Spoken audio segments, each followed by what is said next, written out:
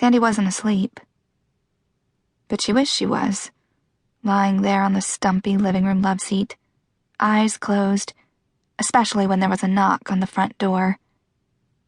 It wasn't a regular, "Hey, anybody there?" knock, either. It was one seriously pissed off bang, bang, bang. Sandy had learned to tell the difference without asking who was doing the knocking. Motherfuckers looking for money would never leave once they knew you were home. Instead, they'd sit on your place all day and night, making a shitload of noise. That was their whole job, to make your neighbors hate you. Like that could make someone without money suddenly come up with some. "Open the door, Jenna," came a man's voice outside.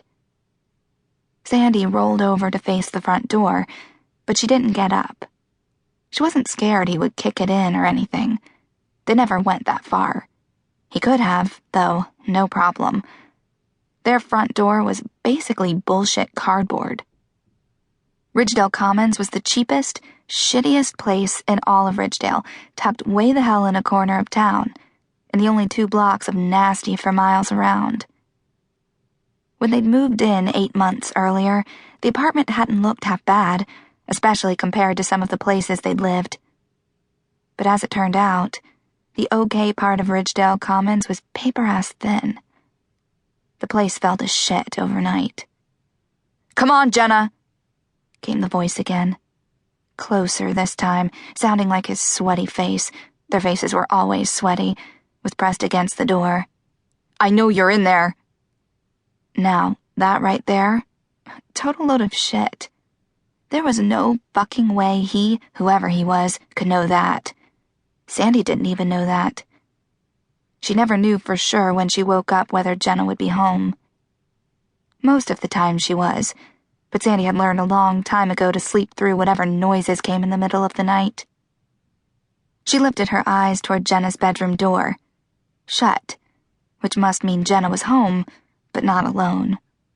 Otherwise, she'd be sprawled out naked on top of her covers with her door open wide. She got lonely when she couldn't see Sandy out there on the couch. If it had been up to Jenna, she probably would have left the door open even when she had company. But the men she brought home sure as hell wanted privacy. And thank God, because there were lots of things Sandy wanted to see in this world. The sun setting over the Pacific, the Grand Canyon, the Great Barrier Reef. But Jenna going at it with some liquored-up scumbag wasn't one of them.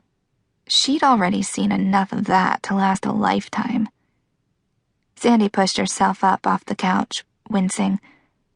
Her arm had scabbed over. Now it looked even more disgusting and hurt like a son of a bitch whenever she flexed it hard. Her knee was a crazy shade of purple, too.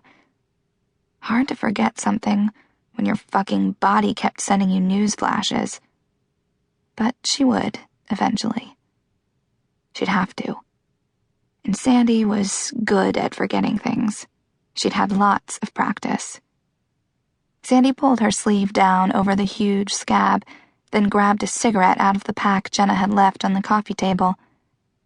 Sandy wasn't a huge smoker, wasn't even sure she liked it, but there were times that called for a cigarette. Like now. She put a Parliament in her lips and lit it with the jewel-encrusted I Love Tampa lighter Jenna must have swiped off of somebody. Sandy took a drag, glancing down at her see-through tank and low-rise sweatpants. The thorn stem of a rose tattoo wrapped around her arm, the flower tucked safely behind her shoulder blade. She twisted her long, straight black hair into a knot at the back of her neck, then exhaled a long stream of smoke. There were worse things than this asshole being able to see through her shirt. A free peek might be her best chance to get rid of him. Ever since Sandy had gotten tits, they'd been the main thing she had going for her. "Hold on," she shouted, so he wouldn't yell again. "I'm coming."